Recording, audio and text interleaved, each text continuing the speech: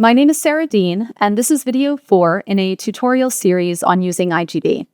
In the previous video, I went over the basic layout and functions of IGV for viewing DNA alignments. And in this video, I'll apply what we covered in video 3 to viewing small variants. I'll show you how to use the DNA alignment to distinguish true variants from the noise that results from PCR and sequencing errors. Here's a list of clues to look for when determining your level of confidence in the validity of a variant call. I'll list them here, and then we'll look at specific examples. Is the variant found in a noisy region or a GC-rich region?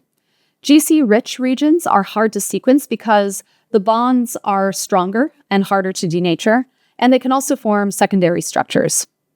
You must also consider what particular artifacts your chemistry is prone to. For example, the data used in this tutorial was generated using a 2-channel or 2-color fluorescent chemistry during sequencing to represent the 4 nucleotides, A, G, C, and T. In this chemistry, guanine is represented by no color, and depending on the other characteristics of surrounding nucleotides, this sometimes seems to result in some bias, where artifacts are recorded on one strand and not the other.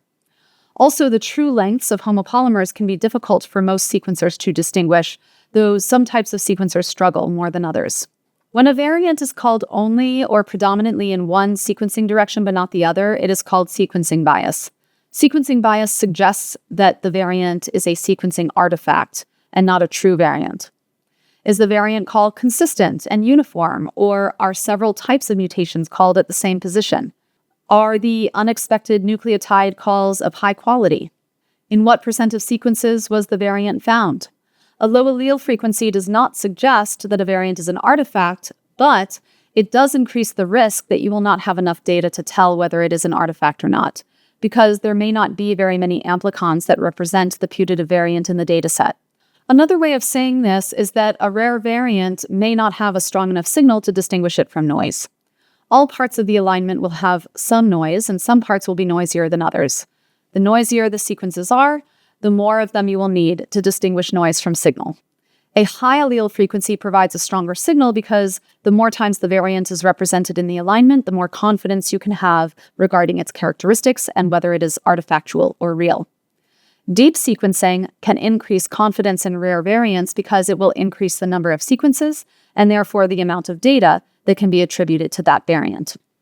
Low sequencing depth reduces confidence in a call for the same reason low allele frequency reduces confidence in a call. Less data means less confidence in your conclusions. So I've already loaded the appropriate data files into IGV, as I described in videos 1 and 2. And I've put a center line here. I described how to do that in video 3. And I've navigated to the variant in question by entering the genomic position of a variant identified by our secondary analysis software. So the first thing I want to do is color the alignment.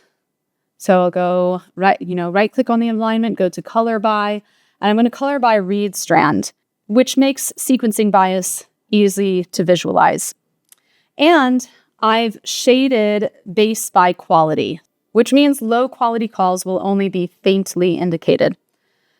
So if I scroll out here, you can already see that this is a mess. All these colored bases do not match the reference genome, and there's no consistency across sequences, suggesting that all of this is noise.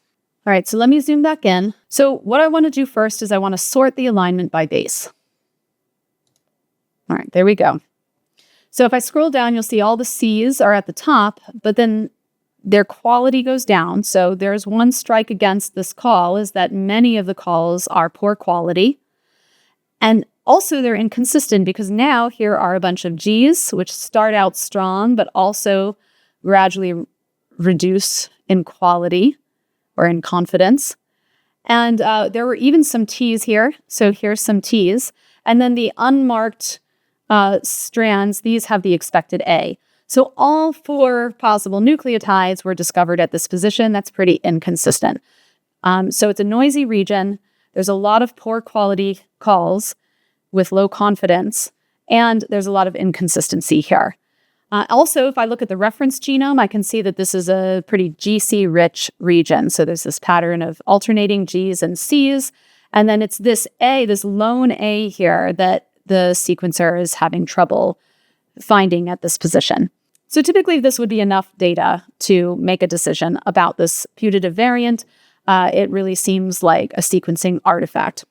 But I want to dive a little deeper, since this is a tutorial, and explain how to interpret a putative variant in light of the primer binding sites. So I'm just going all the way back up to the top here. All right, so I'm going to view as pairs. And that looks a little messy now. So next I'm going to sort alignments by first of pair strand. All right, so I've regained some organization here. And then I'm going to zoom out a little bit. All right, so these sequences were generated by paired-end sequencing, which means each amplicon in the sequencer is sequenced first in one direction and then in the other direction. So we sequence 150 base pairs in each direction. Now, some amplicons are so short that there's a lot of overlap between forward and reverse reads. So here's an example. Now, because we've colored by read strand, all the forward reads are pink and all the reverse reads are purple. So here you can see the forward and reverse reads for this amplicon completely overlap because the amplicon is short. But other amplicons are much longer, and because they're so long, there's sometimes an unsequenced gap because 150 base pairs in each direction isn't a sufficient number of base pairs to give the amplicon full coverage. And in that case, you get this gap here. So here is an example. So here's the forward read in pink. And then there's this thin line connecting to the reverse read, which in this case is all the way over here by my cursor. All right, so this unsequenced region, we call this the inner distance. Now, even though this, the mutation that we're interested in is very close to a lot of inserts, there is actually full coverage here. It is lower. You can see that from the histogram because of all the inserts here that are unsequenced. But there are still amplicons that span this region entirely in its entirety. And so if we take the full alignment as a whole, we have full coverage of this region. So now that I'm viewing sequences as pairs, I can see the information we have on each individual amplicon as a whole. The universal primer, I can already tell, is attached to the forward strands because they have all these different start sites. So now I know that this mutation of interest is found only, at least in this part of the alignment, is found only on the forward strand, but more specifically, it's found only on forward strands when it's found towards the end of the read. So for example, right here, this is towards the end of this read. So the start of the read is near the universal primer binding site, and here's towards the end of the read. But if I look at this forward sequence, it's not there, right? And because here, that position is towards the beginning of the read. So here, early in the read, you don't see it. Early in the read, you don't see it, right? This suggests that in this GC-rich region, sequence quality declines rapidly towards the end of the read. And this is likely because different sequences, different clones in a cluster, gradually become out of phase with each other during the sequencing process, and that problem gets worse and worse towards the end of the read. So that means that some sequences in the cluster of clones are getting ahead and some are falling behind during sequencing. And that creates noise, and it gets harder and harder for the primary analysis software to correct that as the problem gets worse and worse. So that's why you're seeing it crop up at the end of reads and not early in reads. If it were a true variant, it shouldn't matter if it's early or late in the read. You would see it either way. So this is just another confirmation that this is a sequencing artifact because the sequence quality declines towards the end of the read, and that's where you're seeing it come up. Now, we can scroll further down to see if this mutation ever comes up in the reverse reads, in the purple reverse reads. I probably have to grab this. There's so many sequences here to scroll down. So it does, so here's some reverse reads that have it's read as a C here. So again, that suggests it's an artifact as well. It's only seeming to come up towards the end of the reverse read. So again, this is the start of the reverse read where the primer binds, but towards the end of the read is where it starts to get noisy. And here's an example of a reverse read that spans this genomic position early, and you don't see that mutation early. And you'll, if we scroll through, you'll see that that's fairly consistent. If the mutation pops up, it's only at the end of the read, suggesting that it is a sequencing artifact. All right, so let's move on to another variant. So I've just pasted another genomic position in this window here. So now we're at another gene, as you can see down in the reference genome. And this is how a deletion is represented in IGV. So this gap indicates that this expected nucleotide is missing. And this wider gap indicates that these two expected nucleotides are missing. So just as before, I can right-click here and sort the alignment by base. I've already colored by paired end reads. So it's a little harder to sort alignments by this type of mutation because there's a loss of nucleotides, not a change of nucleotides. And so these inserts are interpreted at this position similarly to the deletion itself. So I can already see that there's a little bit of inconsistency here because I have some missense mutations called before these deletions, and there's deletions of a couple of different sizes already indicated in the top of the screen. There's 2s, there's 3s. And if I continue to scroll down, I find that there's also insertions. So this is how an insertion is represented in IGV. So this is an insertion of 2 nucleotides. If I left click on them, I can see what the insertion is, which nucleotides have been inserted. And then this is a single nucleotide insertion here. So 2 A's, or let's see what this one is, a single A insertion. So that's a pretty large inconsistency there. So if I look down at the reference genome, I can see that this is a long homopolymer. It's a homopolymer A, and in fact, it's a 14-mer. So this is a very long homopolymer. Now, our sequencing chemistry is fairly good at distinguishing different homopolymer lengths, but even a homopolymer of this size is going to give our sequencer some trouble. And so what's really happening here with these insertions of 1 or 2 A's or deletions of 1, 2, or 3 A's is that the sequencer and its software is saying this is a homopolymer of indeterminate length. It's really too long to distinguish the difference between a 10-mer and a 14-mer or a 15-mer. So it really doesn't, the sequencer is not able to tell how long this homopolymer really is. Now, this doesn't mean that there's not a deletion or an insertion of A's, but it means that if there were an insertion of deletion or of A's, we can't identify it because this region is going to be prone to reporting uncorrected variation in this homopolymer length anyway, even in a wild type individual.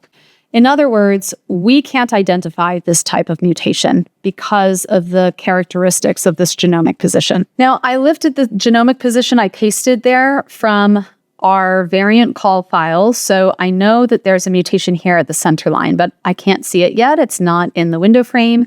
So again, we'll just sort the alignment by base to bring the mutation to the top. All right, now this one is a little bit more subtle. You can already see here that there's some inconsistency, there's some poor quality calls.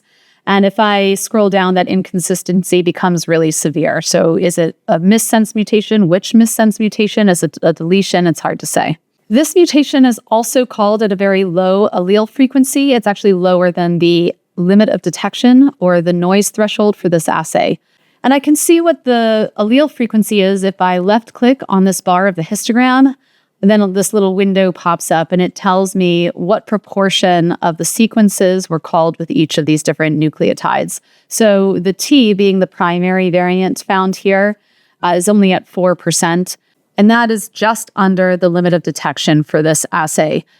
Below the limit of detection, you may be able to identify some variants confidently if they're really clean, but it's called limit of detection because you know from prior experimentation that noise rises up to that allele frequency from time to time. The reason this one is a bit more subtle is because even though there are some uncertain calls and some inconsistency here, the rest of the region around this mutation is pretty clean. So if I scrolled out, I could see that even more clearly. Now, if I scroll down, I do see some noisy sequences. So again, that would make me pause before calling this real. I would still call this an artifact, but the variant in question here that was in the center line, these are in all the clean sequences, and these messy sequences, this looks like noise, but this call is separate. So that's why it's a little bit more subtle, but because of the low allele frequency and the inconsistency and the presence of some calls that are not very high quality or not very confident, this you should probably consider noise as well. All right, let's look at one more artifact, and then we'll take a look at what real variants look like. So I'm just going to paste this variant in here.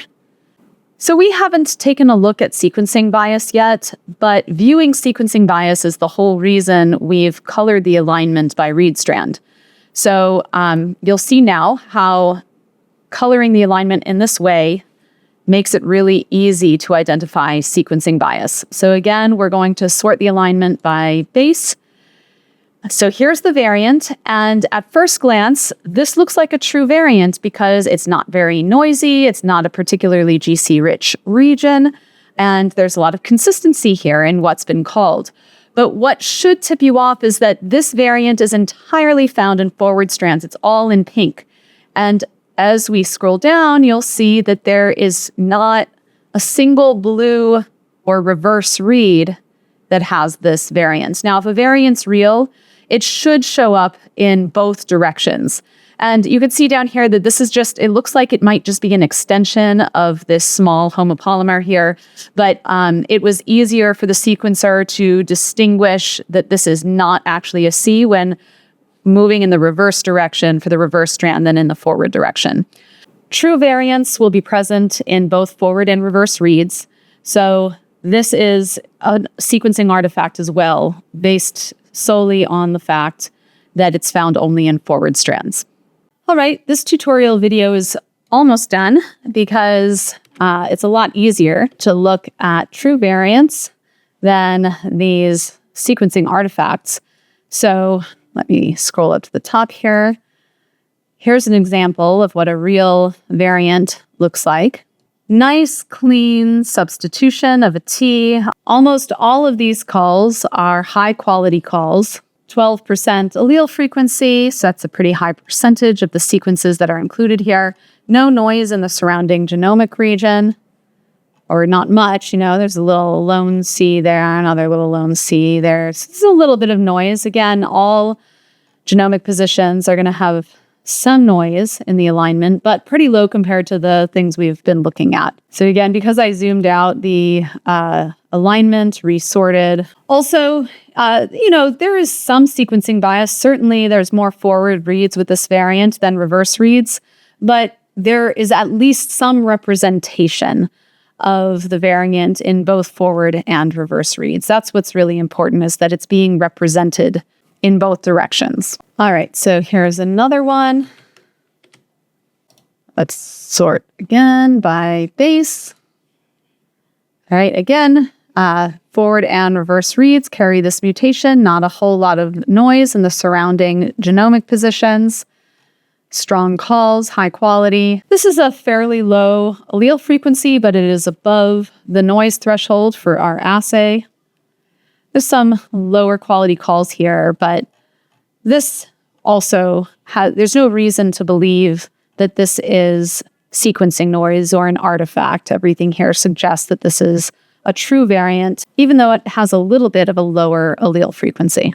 All right, let's try another. So here's a deletion. Right, so there's a little bit of inconsistency here. There's been a G called here in a few sequences, but most of these sequences call a deletion, and all these deletions are the same size. Again, there's not a lot of noise. There's not sequencing bias. It's actually pretty equally represented in both directions. So allele frequencies are not reported in this window for deletions and insertions, but you get the number of sequences with the deletion, and then there's a total count up here. So this is going to be around close to 9% of sequences.